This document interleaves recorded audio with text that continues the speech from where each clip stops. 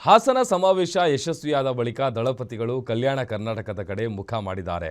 ನಾಳೆ ವಿಜಯಪುರದಲ್ಲಿ ಕಿತ್ತೂರು ಕರ್ನಾಟಕ ಜನರನ್ನ ಸಂಘಟಿಸುವ ಉದ್ದೇಶದಿಂದ ಜೆಡಿಎಸ್ ಬೆಳ್ಳಿ ಹಬ್ಬ ಸಮಾವೇಶ ಮಾಡಲು ಮುಂದಾಗಿದೆ.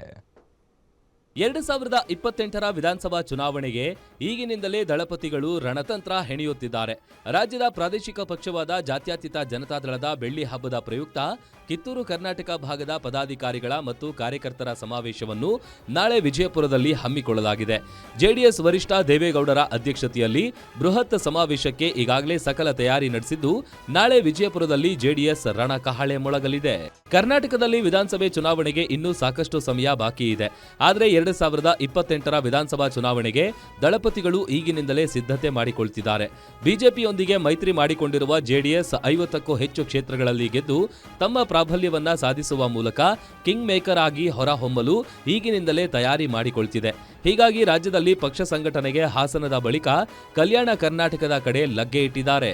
ನಾಳೆ ವಿಜಯಪುರ ನಗರದ ಹೊರವಲಯದಲ್ಲಿರುವ ಸಿಂದಗಿ ಬೈಪಾಸ್ನಲ್ಲಿ ಬೃಹತ್ ಸಮಾವೇಶ ಆಯೋಜನೆ ಮಾಡಲಾಗಿದ್ದು, ಕಿತ್ತೂರು ಕರ್ನಾಟಕ ಭಾಗದ 7 ಜಿಲ್ಲೆಗಳಿಂದ ಸುಮಾರು 1 ಲಕ್ಷ ಕಾರ್ಯಕರ್ತರು ಸಮಾವೇಶದಲ್ಲಿ ಭಾಗಿಯಾಗಲಿದ್ದಾರೆ. ಈ ಮೂಲಕ ಕಿತ್ತೂರು ಕರ್ನಾಟಕ ಭಾಗದ ಜನರ ಮನಸ್ಸು ಗೆಲ್ಲಲು ಜೆಡಿಎಸ್ ಮುಂದಾಗಿದೆ.